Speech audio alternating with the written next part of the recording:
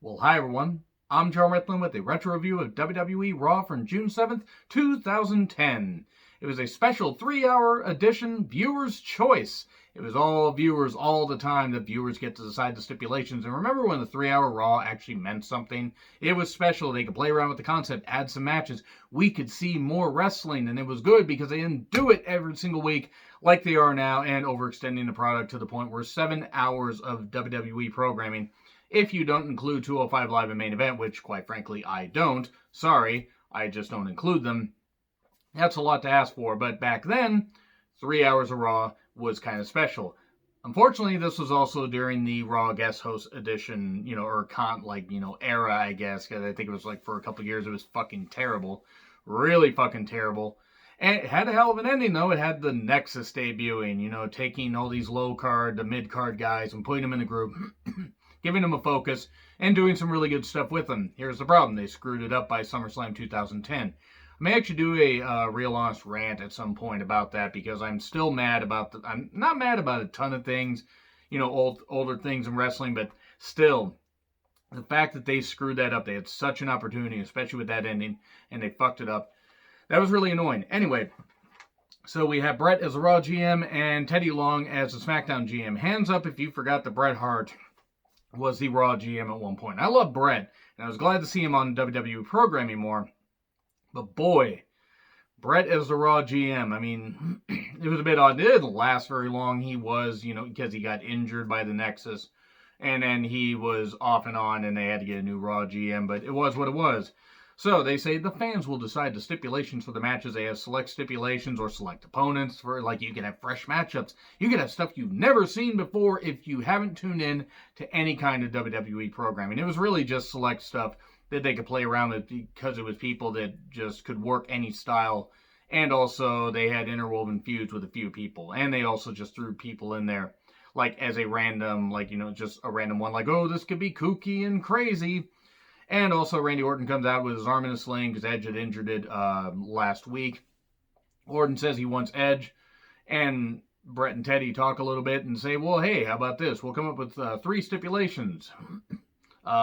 Sit-up contest, debate, or a one-arm tied behind their back match. Gee, I wonder what they selected. They selected the one-arm tied behind their back match. Edge says that's not fair. But, all this, and he's all upset and everything. It's weird that Edge would be out of wrestling not even a year after this. And Orton would still be wrestling, and he would show grit and determination, and this is well before they were going to have the greatest wrestling match ever. I'm going to hit myself in the head every time they say that until Backlash is over. Thank God. And sorry, yes, if you are watching this in the future, I am recording this well before Backlash.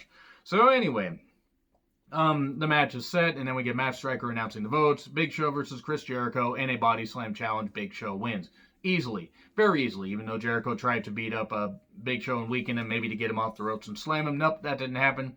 The other stipulations were submission and over the top rope. So Big Show submitted him and then tossed him over the top rope. Cool. And then Jericho would be gone from the company a little bit after this. I think about September of 2010, because he would go tour with Fozzy. He would not be back until the 2012 Rumble. So anyway, which he should have won. Should have not been Sheamus, but it is what it is. And then we get the Hart Dynasty with Natalya versus either the Dude Busters. Remember the Dude Busters? Because you have Trent, who's now part of he's the only good part of the Best Friends. And I don't remember who the other guy is. Not that he was bad. I don't remember the guy's name. I'm sorry.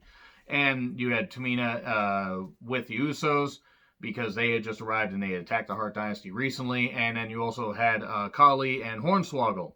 So naturally, the fans decided to be idiots and vote for Khali versus Hornswoggle, because fans sometimes are idiots, and I put myself in there because I might have actually voted for the Dude Busters. I might have voted for Khali and Hornswoggle just because I wanted the chance to retain. It took Khali longer to get to the ring than the match actually lasted, and Hornswoggle got pinned. Good, good. That's how you use midgets in wrestling. You have them get beat. In a kayfabe way, of course, because they are human beings. I just don't care for midget wrestling. I'm not saying there aren't talents, but I just don't care for them. Anyway, so Usos and Tamina, of course, attack the Hart Dynasty. Of course, you have a sneak attacking a woman. Of course you do. Then Jerry Lawler suddenly leaves. He says, we got a problem. He's looking for his crown. He lost his crown.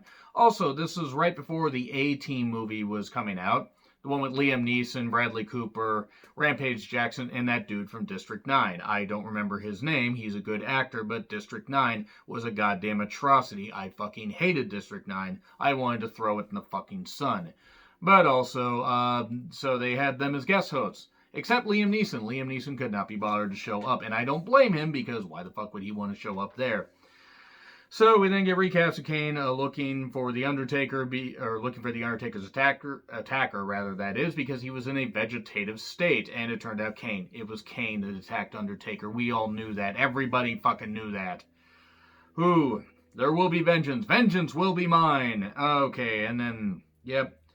So Bradley Cooper comes out, does a little thing, and then Lawler's looking for somebody. Here's the A-Team. They also look for his crown. It turns out that Virgil and Ted DiBiase and IRS actually stole it. Yeah, Virgil with Ted DiBiase, because, you know, the racial undertones of having a black servant or whatever with a rich guy back in, 89, 90, early 91 wasn't bad enough. Let's do it in 2010. Also with somebody, and Ted DiBiase Jr. wasn't bad, he just didn't have nearly the charisma that his dad did. He's gone on to do other things since then, so great for him. But whatever. Then this is also when they were having the Bellas fawn over all the Raw guest hosts. Remember the Bellas? Remember when they could do twin magic before certain things happened? I also don't care for the Bellas, so let's move on. Kozlov versus Santino in a dance-off. I lost brain cells watching this. At least Kozlov looked like he was having fun, and Kozlov won because he did goofy dancing. And the fans wanted to cheer him because they had already butchered him being, a main eventer by this point. Well, they butchered him being a main eventer about a year before this. Or even, I think, just well over a year before this. And then he dances with Santino, and then Santino tries to do the whole catch me thing, and then he shoves him down because they're going to become unlikely tag team partners and win the tag team titles. Hooray. All right, let's move on. Okay, Divas Battle Royal. I don't actually remember what the thing was. I think it was a 6-on-6 match, champion versus champion, or Diva Battle Royal. So you take all these women, human centipede them together, and you get this. Eve, who was the Divas champion. Lay Cool, who I believe Michelle McCool was the women's champion. This is before they had fused them, I think. They'd done the fusion dance, so moving on from that. Eve, the Bellas. Gail, this is when Gail was in her second run in the company, and no wonder she didn't want to be there. Tiffany, who was Taryn Terrell in TNA. Kelly, so you know it's going to be good if Kelly's involved in the match. Jillian Hall, who tried. Jillian actually was much better than she was allowed to portray. Lay Cool, Michelle McCool, and Layla. Love Layla, by the way. Maurice is there. Rosa Mendez. They put Rosa Mendez in the match. That was a great idea. And Alicia Fox. I think Alicia Fox is in this. If there was somebody else I do forget, it's not that these women didn't try, the crowd didn't care, because the crowd wasn't given a reason to care about the women. And that's unfortunate. I mean, you see how far the women have come as far as just being taken even halfway seriously in wrestling in general. Not just WWE. Because Impact was killing it even at this point with some of the women that they had, and Velvet Sky and Angelina Love notwithstanding. They were killing it, and WWE had talent, and the Bellas, and Kelly, and Rosa Mendez, and I'm sorry, but they shouldn't have been in the fucking ring, especially the Bellas and Kelly.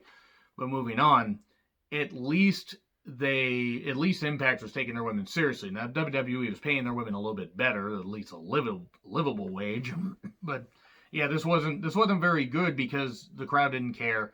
And they were having it where the women weren't even tossed over the top rope. It's just through the ropes. Maurice wins. Okay, Maurice wins. We then get Kane confronting Sheamus about Taker. So then we get it's either Mark Henry, Kane, or Evan Bourne against Sheamus. And we get Kane. It's Kanemus. And the match was fine. It ended after a few minutes when Sheamus got himself counted out. Kane called him a coward. And then NXT Season 1 plug. Barrett is interviewed by Angela Fong, I believe her name was. Fong, with an F, by the way. And she's talking about accomplishments Wayne Season 1. He says, you should ask me about that accomplishment in 1 week's time, because, something's going to happen tonight that has never happened in WWE history. Oh boy, how he was right. I'm paraphrasing, but that was about it. Ted DiBiase Jr., Virgil, IRS, yeah, they had the crown stuff. And then this gas got hit. It wasn't like the gas in District 9, that turned that one guy from District 9 into a fucking alien. The movie is atrocious, by the way. I'm just going to say once again, District 9 was an absolute atrocity. And that director should have never been allowed to direct anything again. Now, I know that some people like it, and that's fine. I just didn't. Truth and Morrison, before Miz and Morrison reformed, ho ho hey hey, versus Miz and Zack Ryder. Zack Ryder's a heel, bit weird. Skull crushing finale pins Morrison after a few minutes. Weird to see that Truth and Miz are still in the company after 10 years. That shows the longevity right there. Especially Miz, because I wouldn't have pictured Miz would have lasted this long. Good on him, though. Good on him. Kane confronts Brett and says, "You will be in a. If I find out you had anything to do with Undertaker, you will be in a vegetative state." Bit dark, Kane. You're also about 7 years off because he did have that unfortunately debilitating stroke. Debilitating, easy for me to say, and thankfully Brett recovered from that. But anyway, Edge versus Orton, one-arm match. Well, after about a minute, Edge's arm came undone, and then he attacked Orton, laid him out, hit him with a chair, all that good shit. It was not the greatest wrestling match ever in the planet that they're going to be having at Backlash. Fucking hell, I hate that. And then Cena talks to Evan Bourne, says, hey, you did a great job last week. They had a tag match, I believe, and Evan Bourne did some really good stuff. And then a promo about, the main event tonight, which is going to end up being him versus CM Punk. Mean Gene then interviews a guy from District 9, hate District 9, gonna say it again. And then, says, oh, they got my replacement here, and the guy's an idiot. And Josh Matthews is like, well, Gene, I'm right here. To be fair, Mean Gene now is better than Josh Matthews is, and Mean Gene passed away. Because a reanimated Mean Gene would actually be better than Josh Matthews in wrestling. So, Drew McIntyre versus a mystery part was either Yoshitatsu, Goldust, Yoshitatsu. Remember when they had him in WWE and did absolutely nothing with him and gave him weird anime music? Well, it was either them or a mystery guy. And the mystery guy was Matt Hardy, who had, attacked Drew McIntyre and gotten suspended from SmackDown. But he ended up, getting put on Raw for this match because at this point the brand split meant nothing. They were just Human Centipede and the rosters together. I guess I was going to work another one of those in. And Matt Hardy was not suspended from Raw, but he was from SmackDown, so whatever. He got to pull some of Drew's hair out, and that was about the end of the match. It wasn't really much of a match. And then we get a fatal four-way plug where the risk is high and the reward is higher. The risk was worth the reward. That's where they got this from a terrible pay-per-view that was only done one time. So we then get more A-Team BS. Where, since Rampage Jackson was playing B.A. Baracus, or however the fuck the name is, I don't know, I don't care about the A-Team, and that was originally played by Mr. T, who had an issue with Mr. T in wrestling. That's right, it was Chief J Strong, but it was Roddy Piper, and Roddy Piper came out and did this stuff, and Dusty came out, and it was a mess of a segment. It was a real bad way to use these legends. It was terrible. And then we get Punk in a mask, because this is when he got his head shaved at Over the Limit 2010. Great feud, by the way, with Rey Mysterio. But anyway, this match was just getting started, and then the Nexus shows up. And the only thing they did was they edited out when Daniel Bryan was choking out Justin Roberts with the tie. And we all know why. It's because of the Benoit thing. If they had just tapped out, if the referee had just been there to signal for the bell, hi, I'm going to make this as uncomfortable as possible, then then we wouldn't have had this. The referee just had to be there to signal for the bell. Moving on. They edited that even though you could kind of see a wider shot of it, but they tore up the ring. They beat the shit out of everybody except Michael Cole. There was rumors that Michael Cole could have possibly been behind the Nexus, which would have been a terrible idea and would have killed everything. And it's a good thing because that would have meant heel Michael Cole, but nobody would have been stupid enough to make heel Michael Cole except Vince McMahon. And Vince McMahon will go to hell for that. Hopefully he does, because heel Michael Cole was one of the biggest abominations besides Michael Cole's commentary in general. But I digress on that. The Nexus beating up everybody, just destroying everybody, ripping up the ring. You see plywood, you see all this stuff. They just beat the shit out of everybody and laid out Cena with all their moves and everything. And Daniel Bryan, you think you're better than me? And then Daniel Bryan got fired for a couple months and then rehired because, oh yeah, Vince is like, we're going to have to fire him. Okay, but we told him to go out and do this stuff and gave them no restrictions. Give people restrictions then, Vince. Actually, if you don't trust people to go buck wild, micromanage everything at least once. Oh, wait, he's been doing that for 20 fucking years. So, anyway, It was great. The Nexus arrived. They beat the shit out of everybody. They left everything laying. Everybody was, scared, shocked. I was shocked watching it. Had I done a YouTube channel at the time in 2010, hell, I might have even said, well, that was certainly something. I would have had a laptop at the time. But anyway, this had a hell of an ending for Raw, and everything was kept pretty hot. They just didn't care about the women's match, which is unfortunate because they had some talent, and also the Bellas and Kelly. But anyway, not a bad episode of Raw. I will do a real honest rant about the Nexus at some point. But anyway, agree, disagree, what I said. Like, share, subscribe, Twitter handle in the description. I'm John Retlin. I'll see you soon.